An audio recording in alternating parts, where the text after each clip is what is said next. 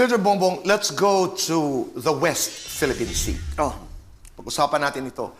Pag pinag-uusapan ng West Philippine Sea, Scarborough Shoal or Bajo de Masinloc, Panatag, ika nga, and the Kalayaan Island Group na northeastern part ng Spratly Islands. Yan ang inaangkin, hindi inaangkin, yan ang atin. There's a West Philippine Sea na patuloy na inaangkin ng China. Sa Subi, Zamora Reef at Mischief Panganiban Reef ang tawag natin. At iba pa, nagtayo na ang China dito ng mga underground storage, missile shelters, radar arrays, and other facilities. Noong July 12, 2016, naglabas ng desisyon ang Permanent Court of Arbitration, PCA, pabor sa Pilipinas sa issue sa West Philippine Sea. Atin ang West Philippine Sea, sabi ng korte.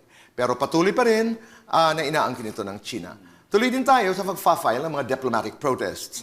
As of December 2021, we have filed 241 protests, diplomatic protests, at nakatanggap naman tayo ng 152 na sagot. Tanong, bilang presidente ng Pilipinas, you are also the chief architect of foreign policy. My question is, you are applying to be president of this country. If all diplomatic efforts fail, do you think the Philippines is strong enough and prepared to fight a defensive war against China to protect our territorial sovereignty? Well, first of all, I go back to the premise. We must not allow diplomacy to fail. It is the only option that we have. The only way, there are three ways where territory can be gained or lost. And one is to arbitration with the agreement of both parties. Kasi arbitration nga, there's an arbiter between two different parties. Ang problema dyan sa China ay sinabi na nila, hindi kami signatory dyan, hindi kami makikinig kung ano man ang magiging findings ng court. So, nandun na tayo. So that arbitration is no longer an arbitration if there's only one party. So it's no longer available to us. The second way that territory is lost or gained is through war. Now, that I believe is an option that we must dismiss outright because it is a completely ludicrous assertion that going to war with China is going to be advantageous to the Philippines or even to China, for that matter. Nobody wants to go to war. China does not want to go to war. The Philippines must not go to war. The third way is by bilateral agreement. And that's what we are left with. Bilateral agreement with China. We must continue to engage China. So, if you talk about pure military capability, I think we all know that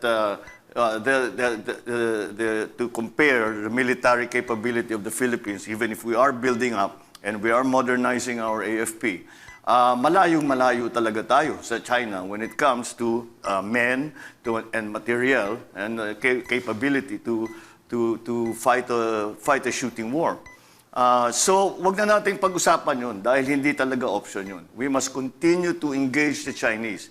And the diplomatic, pag nagpapadala tayo ng diplomatic protest, hindi sapat yun.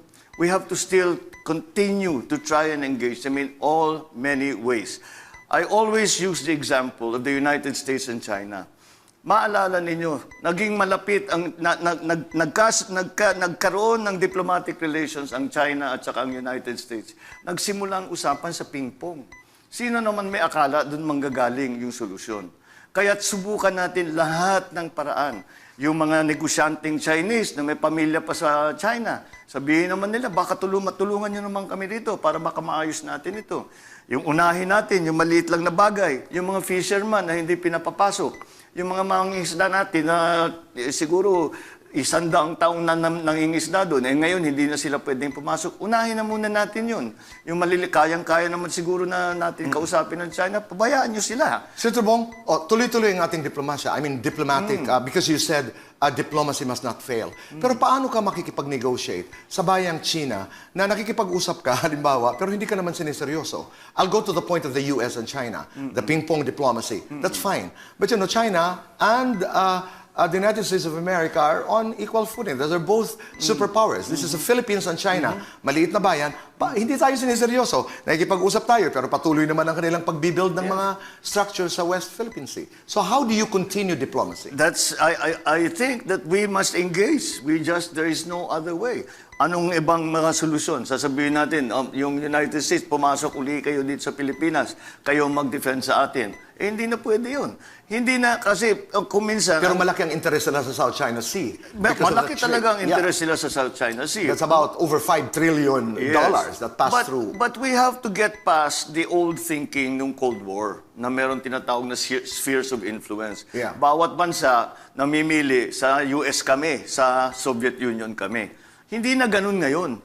Ang iisipin lang natin, ano yung mabuti para sa Pilipinas? We continue to engage. Of course, we have a very strong traditional, institutional relationship, special relationship with the United States. Did you say you would invite the United States to get involved and help us? No. That is the problem is between China and us. So the United States should be out. If the Americans come in, it's bound to fail. Because you're putting the two protagonists together. And we must understand, dalawang superpower na nasa gitna tayo, lit-lit natin. Ang biro ko nga, bumahing lang na sa bayan, mawawala na tayo sa mundo. Senator Bongbong, doon lang sa arbitration. Sabi mo nga, paano ka mag-arbitrate? Sinabi naman ng China, hindi ko tinatanggap ang iyong imbitasyon. Yeah. Do you think is there value of the PCA's decision saying that the West Philippine Sea belongs to us? There is value because they confirm.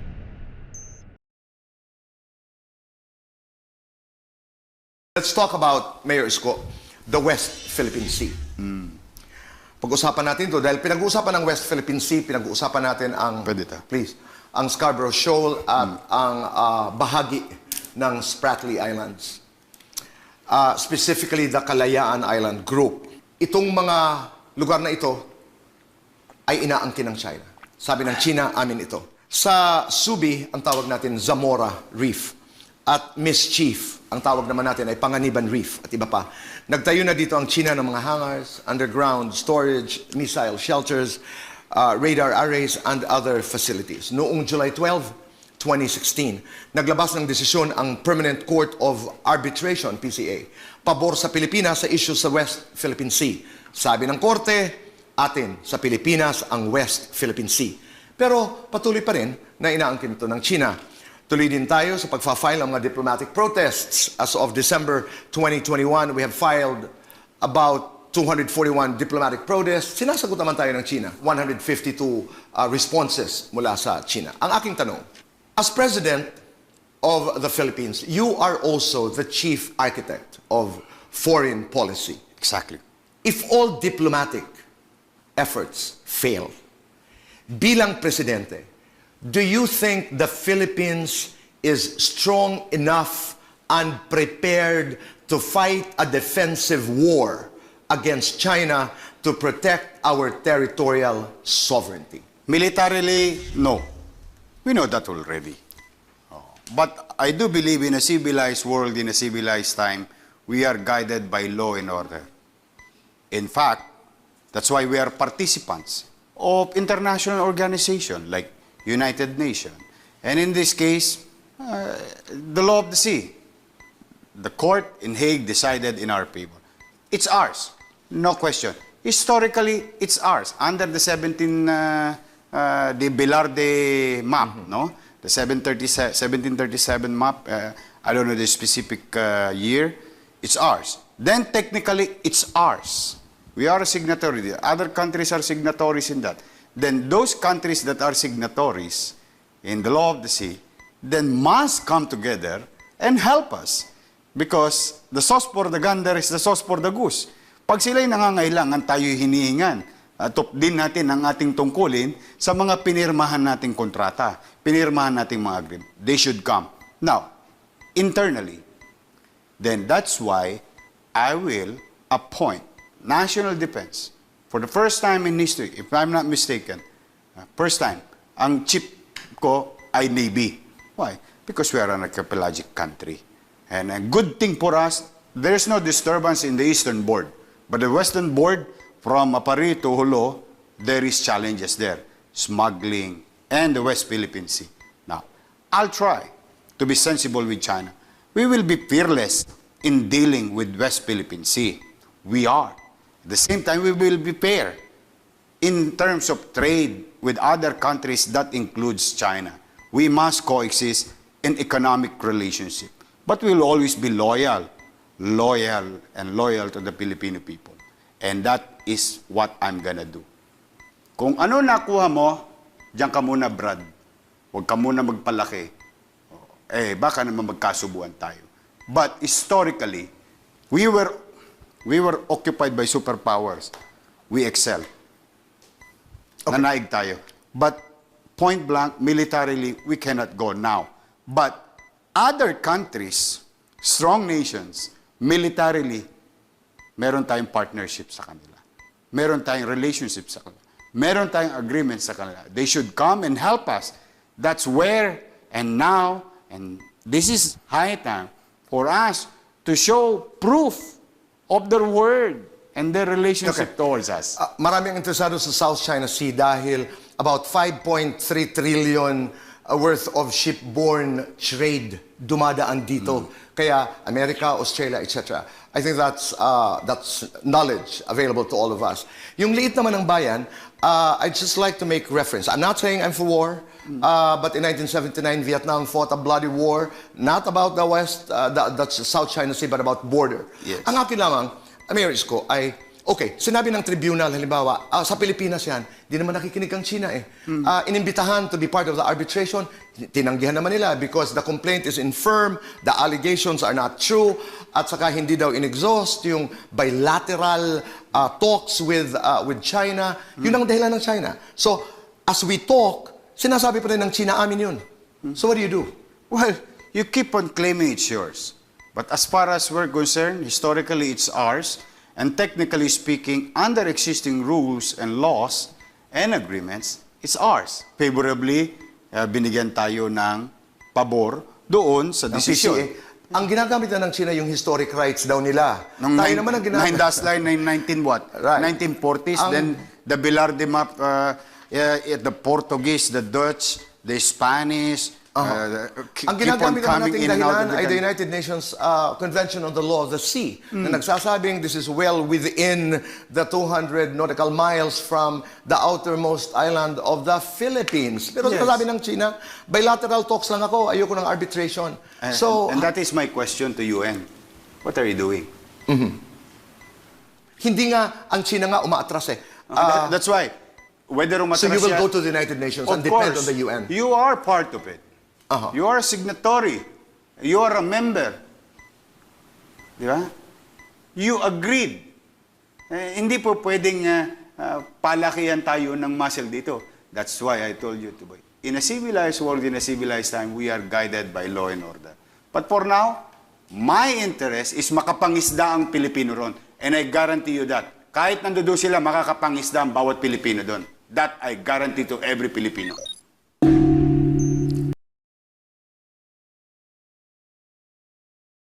Let's talk about the West Philippine Sea, VP LENI. Sa kasalukuyan, ang Spratly Islands. We're not claiming the whole of the Spratly Islands. To be very specific, ang kasama sa West Philippine Sea ay ang Kalayaan Islands Group.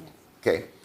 At merong mga isla po, Subi, Mischief Reefs, na natayuan na po ng mga hangars, underground storage, missile, shelters, radar, arrays, and other facilities ng China. Noong July 12, 2016, naglabas ng desisyon ang Permanent Court of Arbitration, PCA po, pabor sa Pilipinas sa issue ng West Philippine Sea. Pero despite this, tuloy pa rin ang China sa pagtatayo ng mga artificial islands at infrastructures sa mga teritoryong inaangkin nila na atin. Tuloy din tayo sa pagfa-file ng diplomatic protests.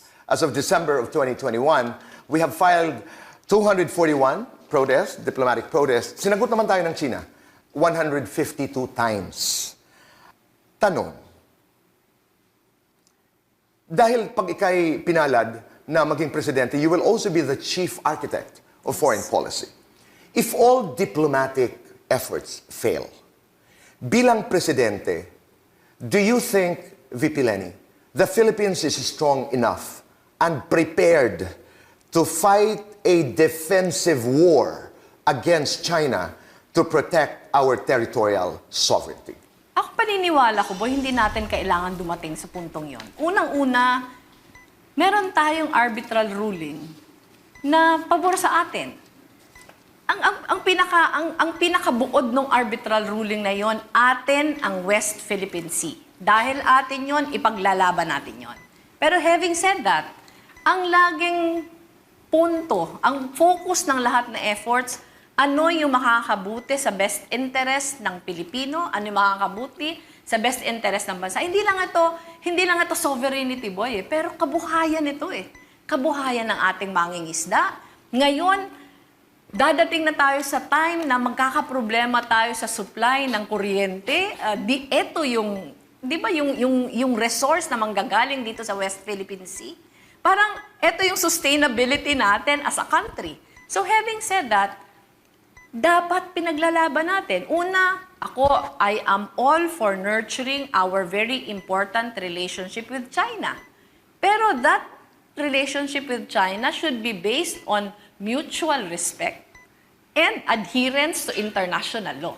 Yun sa akin. Pangalawa, yung para sa akin, that decision of the arbitral court of tribunal, we should leverage that para yung coalition of nations na kasama natin sa pag-protect ng West Philippine Sea, mabuo natin. Kasi kung hindi tayo gumagalaw, bakit naman aasahan natin yung iba na gumalaw? So para sa akin, boy, napakalaking win yung ating pinanalunan nung 2016. Maraming mga bansa na naghihintay kung anong gagawin natin. Hindi tayo kailangan pumasok sa giyera. Ang kailangan lang natin, mag-enter tayo into alliances with traditional and emerging partners, allies, para tulungan tayo sa pag-protect ng West Philippine Sea. Ang International Tribunal Court ay inimbitahan lamang because you can only invite a country. Yes. Ang nangyari, tinanggihan ng China, ayokong mag-participate. So, may mga kritiko na nagsasabing, paano kayo nanalo? Wala naman kayong kalaban doon sa arbitration. At ang isa pa dito ay, ang sinasabi ng China ay infirm ang inyong reklamo. At saka ang inyong mga allegations ay hindi totoo. Tapos, yun ang inyong kinakatigan. Ang gusto namin, bilateral talks. Alam mo, boy, ang tagal ko nang sinasabi na sa issue ng West Philippine Sea, hindi magiging favorable sa Pilipinas ang bilateral talks. Kasi napakalaking bansa ng China. Yung sa akin, yung multilateral na pag-uusap, yung angkat natin ng kaso sa international arbitral court, ito talaga yung mechanism para meron tayo ng laban. VP, so tuloy-tuloy lamang yun. Nagpo-protesta tayo, pero they continue to build facilities, halimbawa, doon sa ating West Philippine Sea. So, what happens? Kasi ang pinupunto ko ay, mali tayong bayan.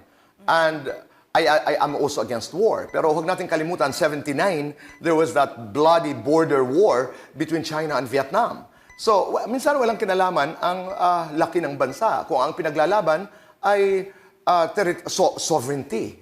Pagkatao na natin to eh. Pero sa akin na, boy, ang dami natin pwedeng gawin. Unang-una, kailangan pinapalakas natin yung ating defense.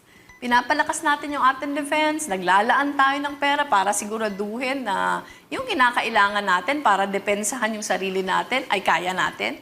Pero having said that again, sa atin yung kasi low-hanging fruit na to leverage that decision to form a coalition of nations para ang coalition of nations mas malakas yun kaysa mag-isa lang tayo. And yun, kaya ko sinasabi low-hanging fruit kasi willing yung mga bansa. Willing yung mga bansa. What countries are you talking about? Countries are also involved in the South China Sea.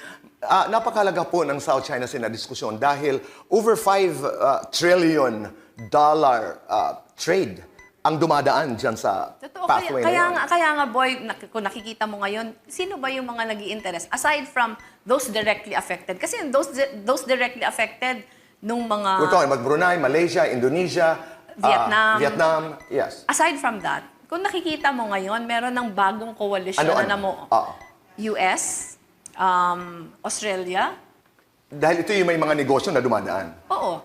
Pero ito, kaya nga, sila nga mismo hindi solo eh. Sila nga mismo yung gumagawa ng koalisyon.